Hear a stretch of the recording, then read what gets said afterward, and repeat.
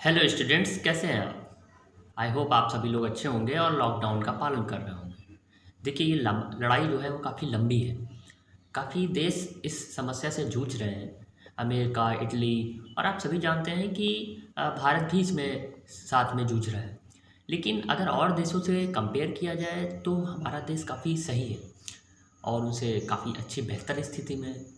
हाँ, बस लखनऊ की स्थिति थोड़ी सी ख़राब है, बट वो भी एक ना एक दिन अच्छी हो जाएगी। लॉकडाउन का पालन करिए और इस समय पढ़ते रहिए, क्योंकि इस समय यही ज़रूरी है।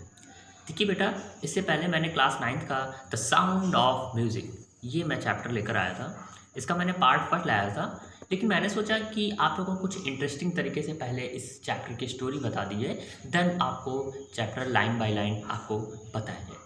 तो ये चैप्टर का नेम है द साउंड ऑफ म्यूज़िक, और जैसा कि मैंने बताया कि ये चैप्टर के 2 पार्ट हैं। तो ये पार्ट फर्स्ट जो है, जिसका नाम है आपका Evelyn Glennie listen to sound without hearing it. Evelyn Glennie जो सुनती है आवाज़ को बिना सुने आवाज़ को सुनती है। क्या अजीब सी बात है। एक्चुअली ये एक बायोग्राफी है। बायोग्राफी क्या होती है?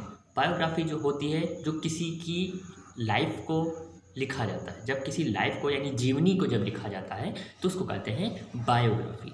और जब खुद की लाइफ के बारे में लिखा जाता है तो उसको बोलते हैं ऑटोबायोग्राफी। चलिए स्टार्ट करते हैं। ये जो एवलिन ग्लैनी है, ये कहाँ है? ये यहाँ है। एवलिन ग्लैनी जो है वो एक लड़की है जो 11 साल की है। एवलिन ग्लैनी जो 11 साल की लड़की है और इसे म्यूज़िक बजाना बहुत अच्छा लगता है। ये एक परक्यूशनिस्ट है। प्रीक्यूशनिस्ट जो होते हैं उनको कहते हैं जो तबला, म्यूज़िक और हर चीज़ बजा लेते हैं, उनको बोलते हैं प्री प्रीक्यूशनिस्ट। एंड ये 11 साल की लड़की है। और एक बार क्या होता है कि इनकी माँ को मालूम चलता है कि इसकी नर्व डैमेज हो चुकी है, इसके दिमाग की, जिसकी वजह से इसने सुनना बंद कर दिया है। तभी क्या करते हैं ये लोग, ये इनके पेरेंट्स डॉक्टर के पास ले जाते हैं और डॉक्टर ही बताते हैं कि इसकी नर्व डैमेज हो चुकी है, इसलिए इसको हेयरिंग जो ऐड है, हेयरिंग मशीन है, उसका यूज़ करना चाहिए। तभी ये एक स्कूल जाती है, वहाँ पे देखती है कि एक लड़की है जो ज़ाइलोफ़ोन बजा रही है। ज़ाइलोफ़ोन बजाते हुए जब वो लड़की देखती है ये एवलिन ग्लैनी, तो उसे लगता है कि उसे भी सीखना चाहिए। लेकिन वहाँ के जितने भी टीचर्स थे वो उसको डिस्करेज करते हैं और वो कहते हैं कि तुम ये नहीं कर सकती। लेकिन आपको बता दूँ कि एक टीचर वहीं पे होते हैं जिनका नाम था रॉन फ्रॉप्स। ये एक टीचर थे जिनको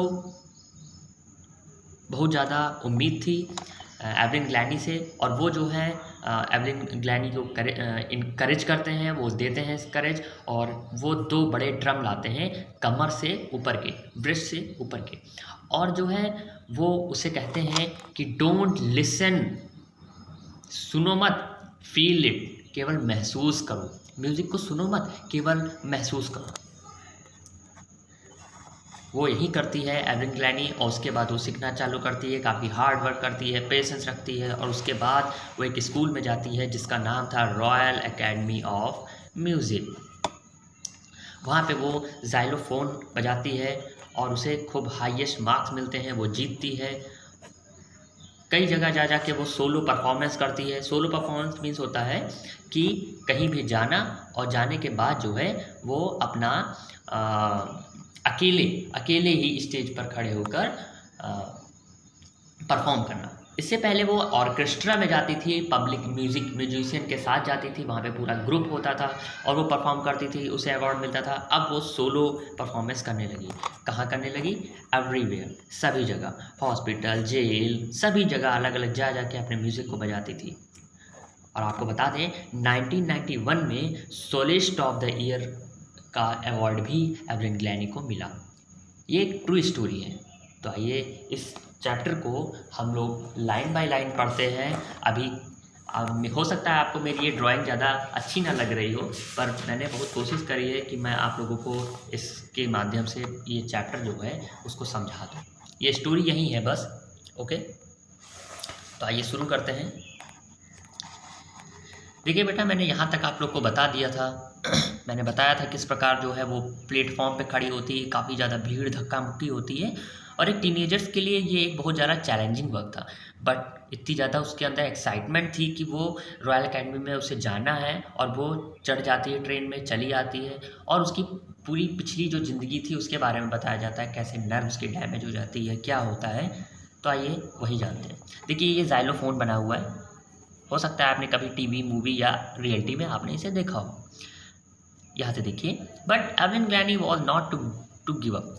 लेकिन जो एवलिन ग्लैनी थी वो छोड़ना नहीं चाहती थी, वो आगे बढ़ना चाहती थी। She was determined to lead a normal life. वो दृढ़ निश्चय उन्होंने कर लिया था और वो एक नॉर्मल लाइफ जीना चाहती थी। And pursue her interest in music, और म्यूज़िक में उन्होंने अपना इंटरेस्ट भी जगा लिया था। वन डे, एक दिन, she noticed a girl playing a xylophone. एक दिन एक लड़की वो देखती हैं, एक नोटिस करती हैं एक लड़की को कि वो लड़की क्या बजा रही है, जाइलोफोन बजा रही है। जब जाइलोफोन बजाते हुए देखती हैं तो क्या होता है, एंड डिसाइडेड दैट, और वो निश्चय कर लेती हैं कि she wanted to play it too, कि वो भी इसे बजाएंगी। मोस्ट ऑफ द टीचर्स, कई टीचर्स डिस्करेज्ड हर, उसको निरुत्साहित करते हैं, जैसे मैंने अभी डायग्राम के माध्यम से बताया था। बट पर क्यूनोसिस्ट रॉन फॉब्स जो अभी टीचर्स थे जिन्होंने उनका सपोर्ट किया था, स्पॉटेड हर पोटेंशियल, वो उसकी जो ताकत होती है उसको वो समझते हैं। He began by tuning to large drum to different note. वो दो बड़े ड्रम लेकर आते हैं डिफरेंट नोट्स के और उस पर ट्यूनिंग सेट करते हैं। देखिए, ट्यूनिंग ट्यून वर्ड से बना हुआ है। Okay,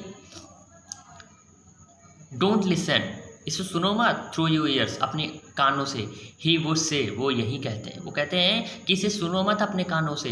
try to sense it some other way, उसको महसूस करो किसी और तरीके से।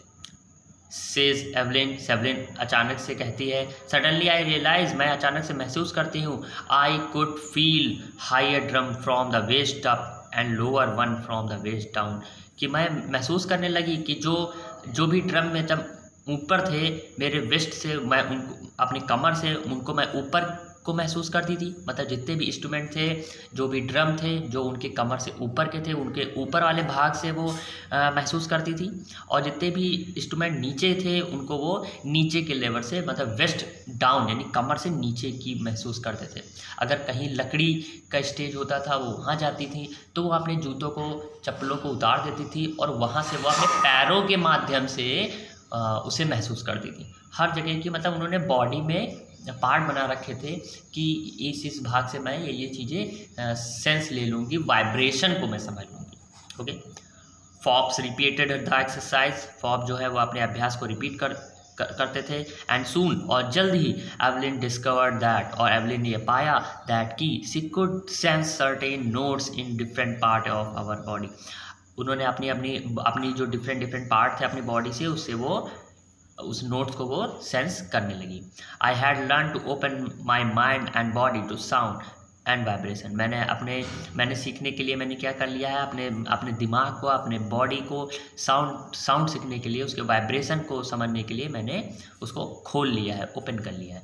The rest was she determined and hard work. और जो रेस्ट, यानी जो बचा हुआ है, जो नहीं सीख पा रही हूँ अपनी बॉडी से, शीर मीन्स होता है महीन, तो जो बाकी बचा हुआ महीन है डिटर्मिनेशन एंड हार्ड वर्क। और जो बाकी बचा, बहुत थोड़ा सा जो बच गया है, वो मैं अपने दृढ़ निश्चय और कठिन परिश्रम से सीख लूँगी। ये बात उन्होंने कही। She never look back from the point on, वो जहाँ से चली दोबारा पीछे मुड़कर उन्होंने नहीं देखा।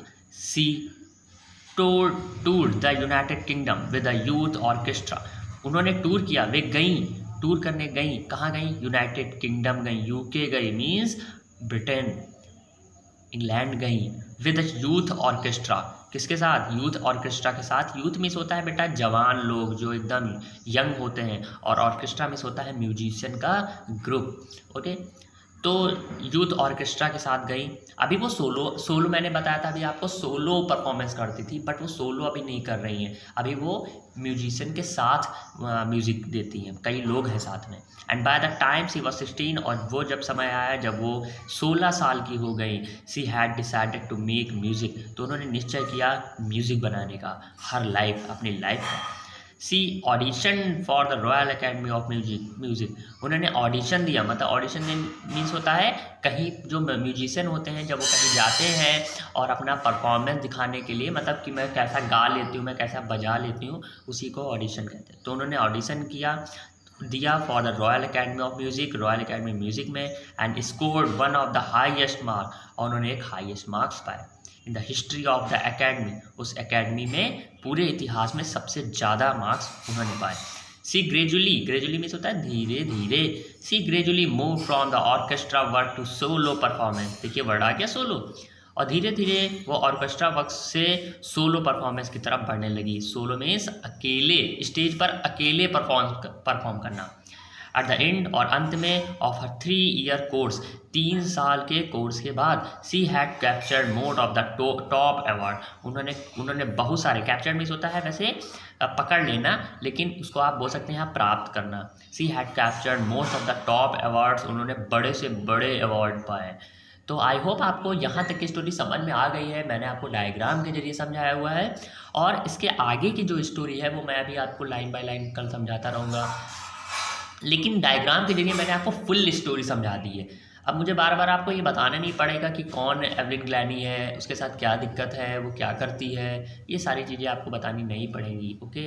और अब कल मिलते हैं, आप लोग लॉकडाउन का पालन करिए, घर में रहिए, सुरक्षित रहिए और पढ़ते रहिए, ओके। Good luck.